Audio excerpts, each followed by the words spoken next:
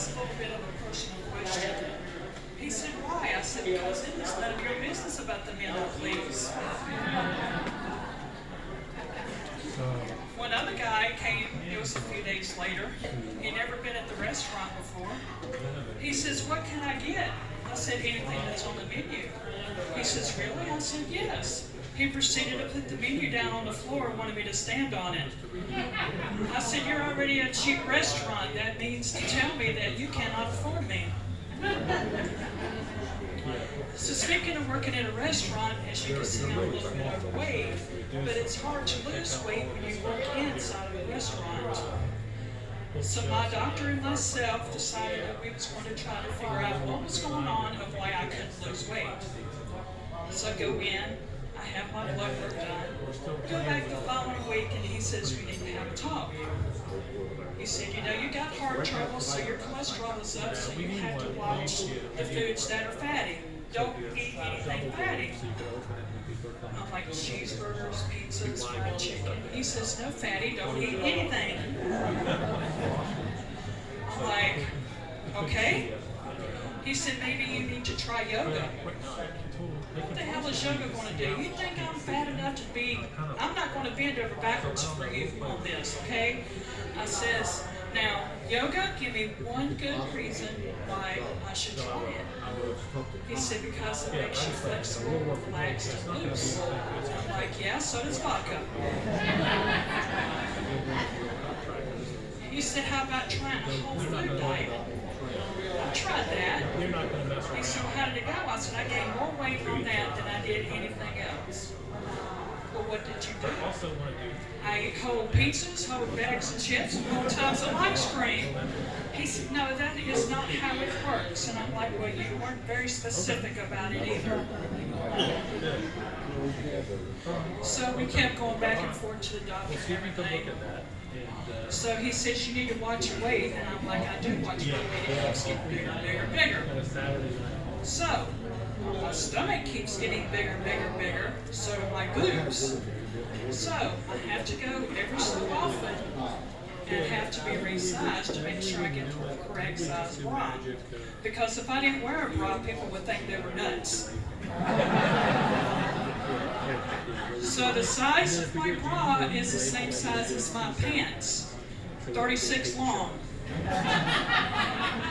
So the other day, I was sitting on the couch trying to put on my socks and shoes, and my husband walks around and looks at my knees, and I'm like, what are you doing? What are you looking at? He said, have you been outside? Because I look like the mosquitoes that eat your knees up. I'm like, honey, they're my nipples. No. So since we go back and forth to the doctor, we have finally figured out why I cannot lose weight the way that I should.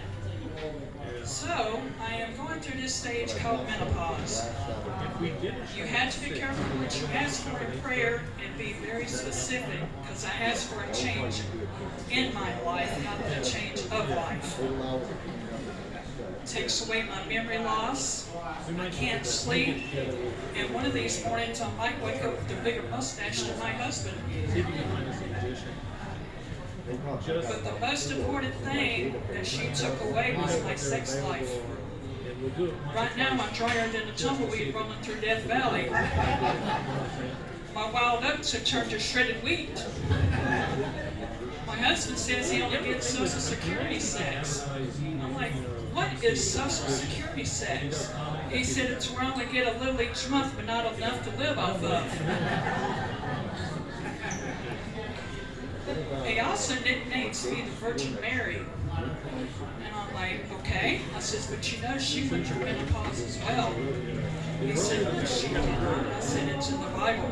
It's where Matthew chapter 19 talked about where Mary rode Joseph's ass all the way to Egypt. He said, yeah, just like you've been riding mine since your first hot flash. I says, well, I'm not a hot mess. I'm a spicy disaster, so suck it up, Buttercup. So we just had Hurricane Idalia, however you say it. But last year was my first major hurricane that I went through. My husband was here for Charlie. Now, I I was a nut last year. My husband's told me to get my butt back in the house, quit opening the door to what's going to come up. I thought he was crazy, but I could see, you know. He's in the closet making a pallet with blankets and everything. I thought he was crazy. So I tried it 3 times, crawling out of the closet to the bed, pushing myself up to go to the bathroom. After the 3rd time, I'm like, listen, I'm too old and I'm too fat to be crawling around on the floor while a hurricane is coming through. If I'm going to die, I'm going to die happy and I'm going to die in the bed. So while the hurricane came through, of course, a lot of places were closed, so our business was closed for 2 weeks. So once we got back to work, one of my customers asked me, and he should have known better to not ask what he did because the answer that I am going to give him. He said, how did you make out in the hurricane? I'm like, do you really want to know? Of course I want to know. I'm like, okay. I stood beside of my bed. My husband liked the way I looked. He ripped off my clothes, picked me up, threw me on the bed, and that's how we made out during the hurricane. No, that's not what I meant.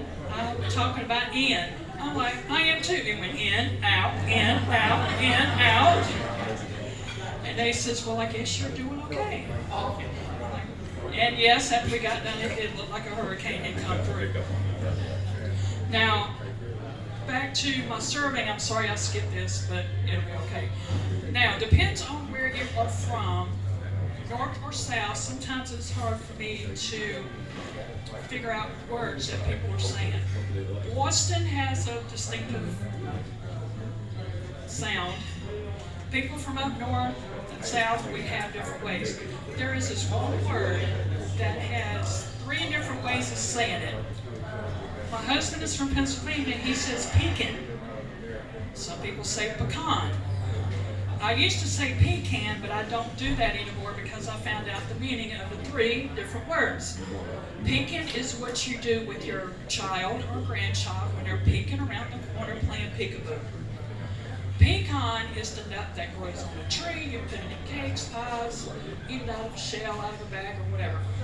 Anybody know what a pecan is? It's on your grandma's bed. Well, thank you, everybody, and have a good night.